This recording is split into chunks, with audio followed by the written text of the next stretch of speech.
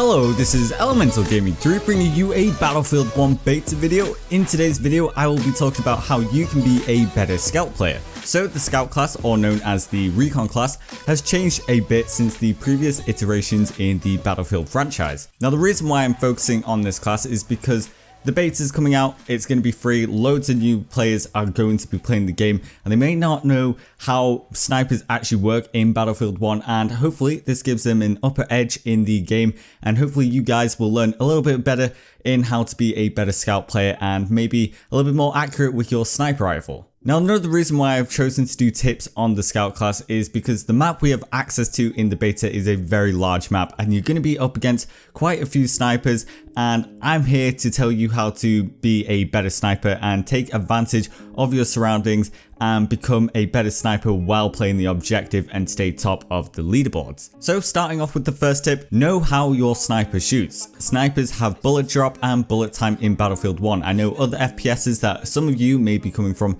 might not know that snipers actually do this in Battlefield, but you are going to have to compensate for this. But also something different to many other FPSs out there, the bullet at a certain range can deal over 100 damage to a player, meaning it can be a one-shot kill at certain ranges you are at. This also means as a scout player, you are going to want to play at this intended range to enable a higher damage per shot. Now on top of this tip, you also want to find a sniper that's most comfortable to your playstyle and something that you can become really consistent with. Now to me, the MK3 or the Gewehr are two of my favorite snipers in the beta right now.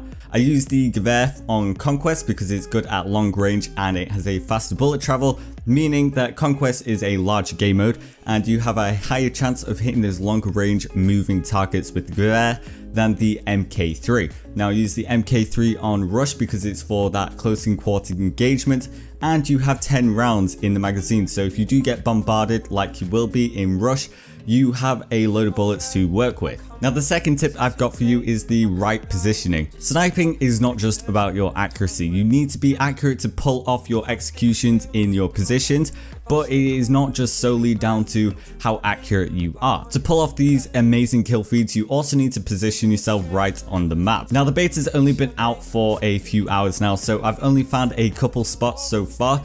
So in the beta, I found this house that is in the middle of every single objective in a way. You can overlook Delta, you can overlook Charlie, to the big main flags of this map. You can also see people moving in from the G flag and the B flag. And from this point that you're watching right now, you can also spot a load of enemies moving onto these objectives. Now spotting will get you many points, and so will killing enemies on objectives that your teammates are trying to actually take. Now as a sniper, you don't want to be on top of the objective. You want to be a little bit away, you want to be overlooking these objectives, and this is how you will get your points in Conquest. And this is how I have stayed up on the scoreboard. I've been first or second most of the time in Battlefield 1's beta by just doing this. Remember, Conquest is not just about the kills. You are going to have to PTFO, and if you get a really good spot where you can overlook quite a few objectives, you can see a lot of people moving in and moving out, you can spot, you can help your teammates, that is what makes a good scout player. However, I've only found this spot and maybe one other on Rush, but the other one on Rush is kind of explanatory. You basically just get the height on the other team on that massive rock face, and you can basically dominate the other team. And the more you play the beta, you might see a few other good spots that you can take advantage of. And it's not only just this house, you can pick many others as well. So if that one's destroyed, don't worry, you can find another one that overlooks other rooftops and other objectives as well. Now the third tip for you is your movement. Like the second tip, find a place you can overlook a few objectives. However, while doing this, keep checking your angles and keep checking your weak spots. If you know a wall has broken behind you, don't expose yourself there. And if you're getting suppressed from there, make sure you get in cover and you assess the situation by either spotting them, launching a flare. That's another thing. You also want to buy a few gadgets that are going to help you spot the enemy team as well. Now another movement tip is when you're aiming and you're trying to spot a target or he's bobbing up and down, keep strafing as well, because other people may be looking at you as well. And if you keep strafing, you become a harder target and they might miss their shot, and that will give away their position, and you may run, you might scatter, you may go to a different building and then find a way to take them out. You always want to be mobile as a sniper. Now when moving from another objective, or if you're getting shot at, Last thing you want to do is prone. You want to find some cover that you can stay behind, assess the situation as I said.